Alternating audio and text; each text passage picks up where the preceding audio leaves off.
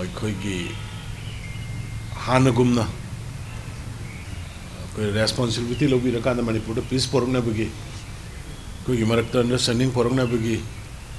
ꯂꯣꯝꯗ ꯍꯦꯟꯅ ꯐꯣꯀꯁ ꯄꯤꯕꯤꯔꯤꯕ ꯁꯨꯃꯥꯏꯅ ꯃꯈꯥ ꯇꯥꯔꯛꯄꯗꯁꯨ ꯃꯗꯨꯒꯤ ꯀooperation support ꯇꯧꯕꯤꯅꯕ ꯍꯥꯏꯗꯨꯅ ꯃꯌꯥꯝ ꯀꯧꯖꯕꯅꯤ ꯌꯥꯝ ꯂꯥꯏꯕꯛ ꯊꯤꯕ ꯄꯣꯠꯁꯛ ꯈꯔ ꯍꯟꯇꯛ ꯁꯣꯁꯤꯌꯦꯜ ꯃꯦꯗꯤꯌꯥꯗ ꯇꯝꯄꯥꯛꯇ ꯂꯩꯕ ꯀꯝꯃꯨꯅꯤꯇꯤ ꯈꯔꯒꯤ ꯃꯔꯛꯇ ꯌꯥꯝꯅ ꯇꯥꯕ ꯅꯨꯡꯉꯥꯏꯇꯕ ꯋꯥꯍꯩ ꯋꯥꯇꯥ ꯁꯤꯖꯤꯟꯅꯕ ꯑꯗꯒꯤ ꯄꯥꯕꯗ ꯅꯨꯡꯉꯥꯏꯇꯕ ꯋꯥꯍꯩ ꯋꯥꯇꯥ ꯏꯔꯒ ꯁꯣꯁꯤꯌꯦꯜ ꯃꯦꯗꯤꯌꯥꯗ ꯊꯥꯒꯠꯂꯛꯄꯒꯨꯝꯕ ꯁꯣꯁꯤꯌꯦꯜ ꯃꯦꯗꯤꯌꯥꯁꯤ ꯀꯝꯃꯨꯅꯦꯂꯥꯏꯖꯦꯁꯟ ꯇꯧꯅꯅꯕꯒꯤ ꯇꯨꯜ ꯑꯃ ꯑꯣꯏꯅ ꯁꯤꯖꯤꯟꯅꯔꯛꯄꯗꯧꯅ ꯇꯧꯕ ꯑꯗꯒꯤ ꯏꯃꯨꯡ ꯃꯅꯨꯡꯒꯤ ꯌꯥꯝꯅ immoral ꯑꯣꯏꯕ ꯃꯃꯥ ꯃꯆꯥ ꯃꯆꯤꯟ ꯃꯅꯥꯎ ꯐꯝꯃꯀꯥꯟꯗ ꯇꯥꯕ ꯌꯥꯗꯕ ꯑꯣꯊꯣꯔꯤꯇꯤꯗꯧꯅ ꯅꯨꯄꯤ ꯑꯉꯥꯡ ꯀꯩꯅꯣꯝꯃ ꯈꯠꯅꯕꯩꯁꯨ ꯁꯣꯁꯤꯌꯦꯜ ꯃꯦꯗꯤꯌꯥꯗ ꯋꯥ ꯍꯪꯉꯀꯥꯟꯗ ꯅꯪ ꯅꯨꯄꯥꯗꯨꯒ ꯀꯌꯥꯔꯛ ꯀꯣꯏꯕ ꯆꯠꯂꯤꯒ ꯍꯥꯏꯕꯒꯨꯝꯕ ꯌꯥꯝꯅ ꯑꯣꯞꯋꯥꯔꯗ ꯑꯣꯏꯕ ꯌꯥꯝꯅ ꯑꯟꯁꯤꯚꯤꯂꯥꯏꯖ ꯑꯣꯏꯕ ꯌꯥꯝꯅ ꯑꯟꯁꯤꯚꯤꯂꯥꯏꯖ ꯑꯣꯏꯕ ꯑꯩꯈꯣꯏ ꯏꯆꯤꯜ ꯏꯅꯥꯎ ꯐꯝꯃꯤꯟꯅꯕꯗ ꯏꯚꯟ ꯃꯔꯨꯞ ꯃꯄꯥꯡ ꯐꯥꯎꯗ ꯐꯝꯃꯤꯟꯅꯕ ꯅꯨꯡꯉꯥꯏꯇꯕ ꯑꯗꯨꯒꯨꯝꯕꯒꯤ ꯃꯌꯥꯝꯁꯦ ꯁꯣꯁꯤꯌꯦꯜ ꯃꯦꯗꯤꯌꯥꯗ ꯌꯥꯝꯅ ꯐ꯭ꯂꯣꯠ ꯇꯧꯔꯛꯄ ꯑꯃ ꯊꯦꯡꯅꯩ ꯃꯁꯤ ꯈ꯭ꯋꯥꯏꯗꯒꯤ ꯍꯦꯟꯅ ꯂꯥꯏꯕꯛ ꯊꯤꯕꯅꯤ ꯑꯩ ꯄꯨꯂꯤꯁꯇ ꯑꯩ ꯏꯟꯇꯦꯂꯤꯖꯦꯟꯁ ꯋꯤꯡꯗ ꯑꯩ ꯍꯥꯏꯈ꯭ꯔꯦ ꯅꯣꯇꯤꯁ ꯐꯣꯔꯃꯦꯜ ꯅꯣꯇꯤꯁ ꯊꯣꯛꯀꯥꯟꯗ ꯂꯣꯏꯅ ꯌꯨꯇ꯭ꯌꯨꯕꯔꯁꯤꯡ ꯄꯦꯖ ꯁꯦꯟꯅꯔꯤꯕꯒꯤ ꯍꯣꯜꯗꯔꯁꯤꯡ ꯁꯣꯁꯤꯌꯦꯜ ꯃꯦꯗꯤꯌꯥꯒꯤ ꯏꯟꯁꯇꯥꯒ꯭ꯔꯥꯝꯒꯤ ꯑꯣꯏꯔꯣ ꯐꯦꯁꯕꯨꯛꯀꯤ ꯑꯣꯏꯔꯣ ꯑꯦꯛꯁꯀꯤ ꯑꯣꯏꯔꯣ ꯃꯌꯥꯝ ꯄꯨꯝꯅꯃꯛ ꯃꯅꯤꯄꯨꯔꯗ ꯑꯣꯄꯔꯦꯠ ꯇꯧꯔꯤꯕꯁꯤꯡꯗꯨ ꯂꯣꯏꯅ ꯑꯩ ꯀꯧꯈꯠꯂꯀꯥꯟꯗ ꯃꯣꯏꯗ awareness with warning piyu haidana aigi side gi su instruction tawkhre mayam da su ngasi aina ai appeal tawjari mayam gi khuthangda adugumba migi imung amagi nupi amagi nupa amagi ijat loiba yaba pot sinjina panbada hangoiba pot adugumba pot mayam dubu media da thadoga मखोई द कनान authorise तौई अदुगुम्बा मिगी private life की हक मतल कान मोइना मयाम द खोंगोई नरिबा मदुना अफबरोम द लादि फब फत्तबरोम द ला कान द हौरइबा तुंगि मिरोल इचा इसु सिंदे हेन मदुना कलर तोहनबगी पोट लइबा अदुना मदु याम नुंगाइते अदुना right from today onward I YouTuber सिंग अदुगा इरमदम की पाव कंगला पाव हा नुंग अन मसिदा हांगिबा मयाम पेज हांगिबा फेसबुक ता करिदा हांगिबा मयाम बी केयरफुल मी अमगी लाइफ मांगबा याबा सुसाइड तौगदोइनी मोइना मदुगी तौबिरिबा इंसल्ट बिबिरिबा डिस्क्रिमिनेशन तौबिरिबा दुनो खांगबा ngमक्तबगी मीदो सुसाइड तौरपा याबा मदुगी रेस्पॉन्सिबिलिटी दो मदुगी फेसबुक पेज दुनो मदु दाइ पुगदमने तो डेवलपमेंट की तो सोशल की तो पॉलिटिक्स की तो व्हाटएवर याय बट मी की पर्सनल लाइफ द मी की इंडिविजुअल कैरेक्टर द मी की फैमिली की द असैसिनेट कैरेक्टर असैसिनेशन तो बुगुम्बा इंसल्ट तो बुगुम्बा से याम तोइनो उरे अदि मथक याम साथीबा कम्युनल की नोई जाति के याम फावबनो नोई जाति के याम फावबनो तौना सिरगा हाइबगुम्बा ममाई पालगा थोगा हुजि खरा मा दिल्ली द फमगा तौरको यावे द फावन थाखरबनी हेक्ट हानरदबोगी लोयरदबोगी टाइप द तौनबो अदि स्वाइद फमगा तौरगा कामनुंग फमगा तौबो मयाम सु यावरमी फनायाम सु फारबनी लाइबक थिबना अखोगी लीगल सिस्टम सिदा 7 years की कनो लेत्रगदी मदु हाइबगुम्बा restriction masam le remmer moy advantage he log dei tawge do maduna kayam yam society da damage tawge dudi wahi amadagi kanglu pirang thokdoi ne thawdok amadagi migi imung gi mi sidoi ne aduna sigi pon mayam se masam katang ai ngasi jai kitang serious hoina sinau mayam media gi kuthang bai masima youtuber sing Facebook की page पाइरिबसिंग अदुगा Instagram दा तौरिबसिंग X दा fake name तौरगा तौरिब मयाम से fake सिजु फाब ngamde na logunu matam gi wani madu hayeng pharpa kanda yam sathina sokani adagi anti national loiba Manipur se Bharat ki tokhai ne leiraba country gi mongda post over Manipur se tokhai ne ningkha tam gi mongda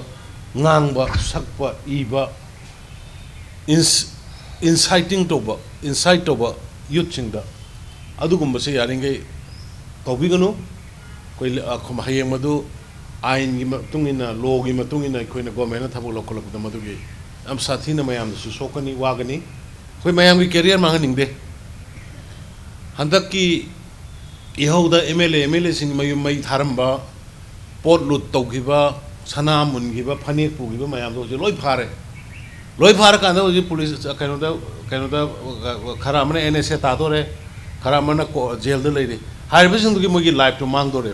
amona moi government gi service to buda police der mark leirani ama torna once police the FIR leire sing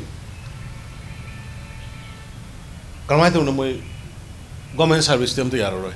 even moi gi police verification ga mari lene ro kanda police na mata moi da green period aduna yaringai civil society organization gi marak ta su thoglai ba loop yang hre loop se phai kai de democracy ni sigi hai riba pon mayam se masi aikhoi Manipur gi lei riba samam na ba sarang na ba government kai guma thabak khara phanana ba na tawru badagi thoi ba irang siga mari le nagi lang ba sida koi kitang matam khrai koi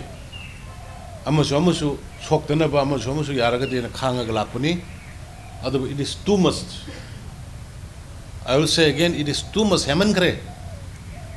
khuding mak authority dongna adu guma yamna immoral doiba societies that yam satin impact pi ga ma yam se khudak tagi lepio one by one legal gi matung ina koi thiraga madaida madu gi dongka special team mai koi police ke thamgani adu ga madu gi hairi ba kangbu sing do ngarang na hansu amani phai haroga hairo kanda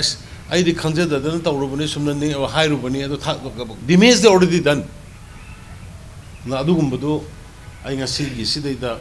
mayam ba punmin na banu misidai mayam da appeal to bani stop it immediately. Government law of the land phajana koi isai na ngakani haibigi ngahak sum yeng bani matam khara sum isai na ngakani misi mina awana mayam tar bani na yeng bani do taurai baji hanjan malakra kauraga office ki meeting kauraga sen khaiba sen loba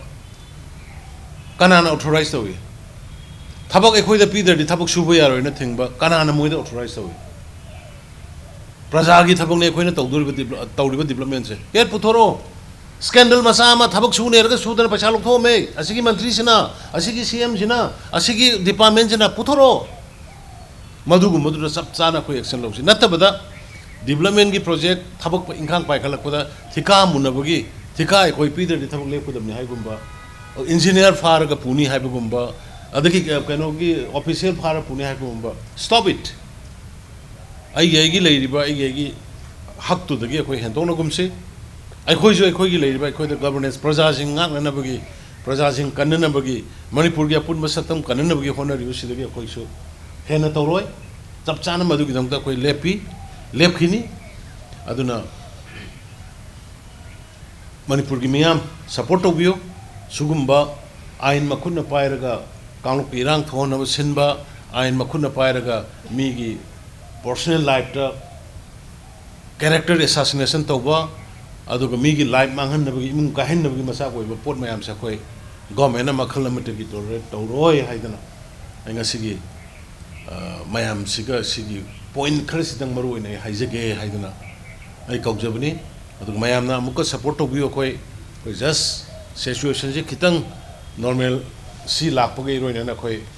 government have started go to hills go to village jaga da salakana wana pa mayam yengba development gi project संगाबा launch तौबा मियाम की नुमित DC सिंगी खुथांगदा SP सिंगी खुथांगदा कोई हौरे अदो media की चिन्ना मैम पूरा मना प्लीज